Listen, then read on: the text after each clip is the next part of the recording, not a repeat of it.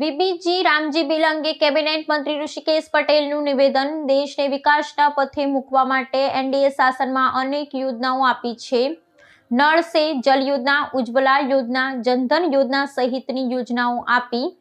હવે દરેક યુગમાં બદલાવ જરૂરી છે।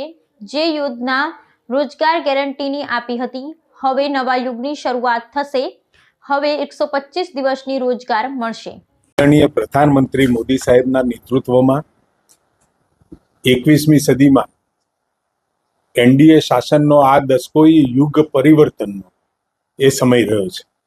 ભારતના લોકોની આશાઓ, અપેક્ષાઓ સંતોષવા માટે અને નાના મોટા જે વિષયો હતા, ગરીબથી લઈ અને ઉદ્યોગપતિ સુધીના, દેશને વિકાસના પથ ઉપર મૂકવા માટે આદરણીય પ્રધાનમંત્રી મોદી સાહેબે અનેકવિધ યોજનાઓ દ્વારા સામાન્ય મહિલા, સામાન્ય ગરીબ, ખેડૂત, યુવા, દરેકે દરેક વર્ગ માટે એની પ્રગતિ માટે અનેકવિધ યોજનાઓ દ્વારા એ પ્રયત્ન કર્યો છે એટલું જ નહીં, પરંતુ વિકાસના પથ ઉપર અને એ લોકોની આશાઓ અને અપેક્ષાઓ સંતોષવા માટે અનેકવિધ યોજનાઓ, જેવી કે જેમને ઘર નહોતા એમને ઘર આપવાનું કામ, આરોગ્યની ચિંતા એમને કરી, પ્રધાનમંત્રી આયુષ્યમાન યોજના, કોઈ ભૂખ્યું સૂવે નહીં, કોઈ ઘરનો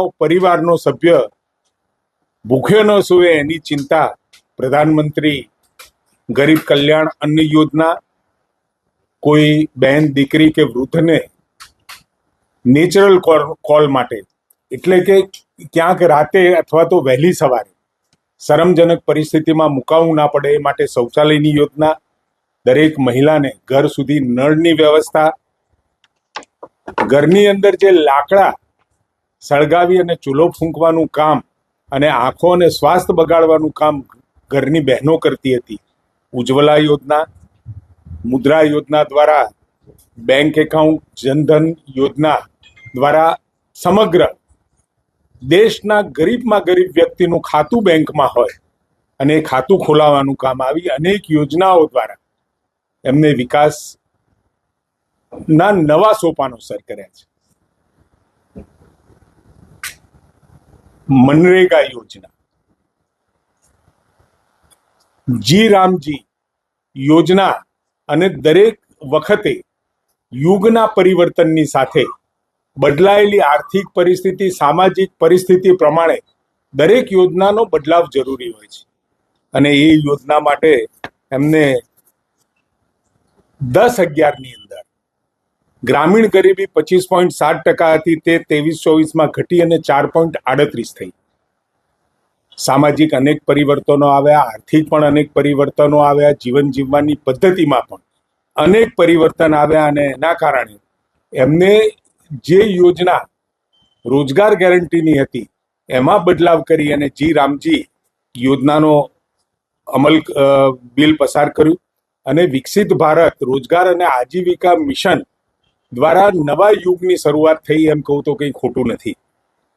અત્યાર સુધી 100 દિવસ અને હવે 125 દિવસ સુધી રોજગારની વ્યવસ્થા થઈ છે। રાજ્યો 60 દિવસ વધુ રોજગાર આપી શકે એની પણ વ્યવસ્થા કરી છે। કોંગ્રેસે યુપીએ શાસનમાં, હું આંકડા એટલા માટે આપું છું,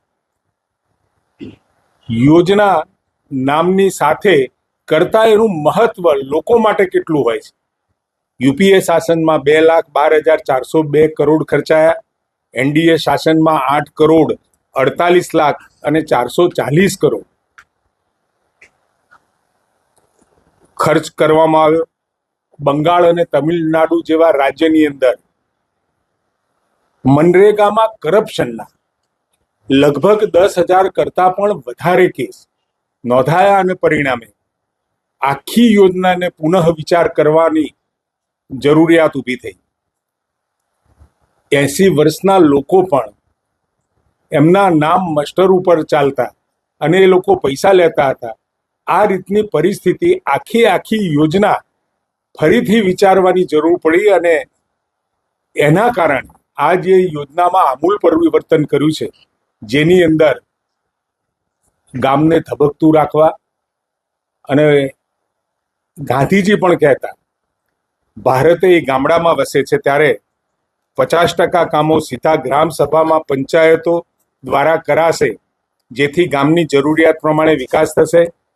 આ યોજના હેઠળ જળ સંરક્ષણ, ઇન્ફ્રાસ્ટ્રક્ચર નિર્માણ, આજીવિકા આધારિત કામો તેમજ આપત્તિ વ્યવસ્થાપન જેવા કામો પણ લેવાની જોગવાઈ કરી છે.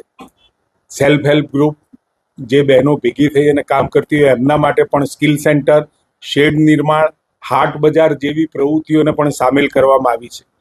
સાથે વાવણી અને લણણીના જે દિવસો છે, ખેતીનો જેને કહેવાય ગોલ્ડન પીરિયડ, એ સમયમાં 60 દિવસ કામ રોકવાની પણ જોગવાઈ કરી છે, જેથી કરી ખેતીના સમયમાં મજૂરોની અછત ન ઊભી થાય એની પણ ચિંતા કરી છે. પારદર્શિતા પણ આમાં સચવાય એના માટે સોશિયલ ઓડિટની વ્યવસ્થા, છેતરપિંડી રોકવા real time data upload, GPS અને મોબાઈલ આધારિત મોનિટરિંગ, બાયોમેટ્રિક હાજરી, વિકસિત ગામ અને ગ્રામ સ્વરાજની સંકલ્પ, એ આખો આ જે કાયદો છે એમાં વ્યક્ત થઈ રહ્યો છે. ત્યારે મારે એટલું જ કહેવાનું છે કે નામ મહાત્મા ગાંધી, સરદાર પટેલ જેવી વિભૂતિઓ, આઝાદીમાં યોગદાન, દેશની એકતા માટે સરદાર પટેલનું યોગદાન, એ ગુજરાત, એ સમગ્ર દેશની અંદર સરદાર એસઓયુ સ્ટેચ્યુ ઓફ યુનિટી દ્વારા અને તેમજ હમણાં જ ગાંધી આશ્રમની 1200 કરોડના ખર્ચેનો વિકાસ થઈ રહ્યો છે. દેશ અને દુનિયામાં મહાત્મા ગાંધી અને સરદાર વલ્લભભાઈ પટેલ નું સ્થાન ગુજરાતને ભારતભરમાં એક અમિટ છાપ છોડીને ગયું છે ને ઇતિહાસના પાનાઓ ઉપર લખાયું છે. ત્યારે આ બંને મહાનુભાવો, અને આમ પણ આખી આ યોજના 1980ની અંદર ઇન્દિરાજીએ ચાલુ કરી હતી. એના પછી એને જવાહરલાલ નહેરુના નામ સાથે જોડવામાં આવ્યું, પછી નરેગાના નામે, અને પછી મહાત્મા ગાંધીના નામે જોડ્યું. પરંતુ આ યોજના નામ કરતાં પણ વિશેષ લોકોને રોજગાર આપવાનું કામ. મહાત્મા ગાંધીની છાપ એ આખા દેશમાં અને ગુજરાતમાં અમિટ રહી જ છે. ત્યારે એના નામને મિટાવી શકાય એવું કંઈ જ નથી. પરંતુ આ લોકોને તો રામના નામથી વાંધો છે, એટલે વારંવાર આનો વિરોધ કરી રહ્યા છે. પરંતુ હું એટલું ચોક્કસ કહીશ, એ આખી આ યોજનાની અંદર દેશના ગરીબ વ્યક્તિને રોજગાર વગર, ક્યાંય કોઈ હાથને કામ વગર ન રહી જાય એની ચિંતા કરવામાં આવી છે. અને એમાં પણ પારદર્શિતા સાથે, અને જે પણ કંઈ નાના મોટા કરપ્શનના વિષયો ધ્યાનમાં આવ્યા છે, એટલે પારદર્શી રીતે આખી યોજનાનો અમલ થાય, સુચારુ અમલ થાય, અને ક્યાંય નાની મોટી ફરિયાદો ઉદ્ભવવાનો સંભવ ન રહે એનો પ્રયત્ન આપણે કર્યો છે.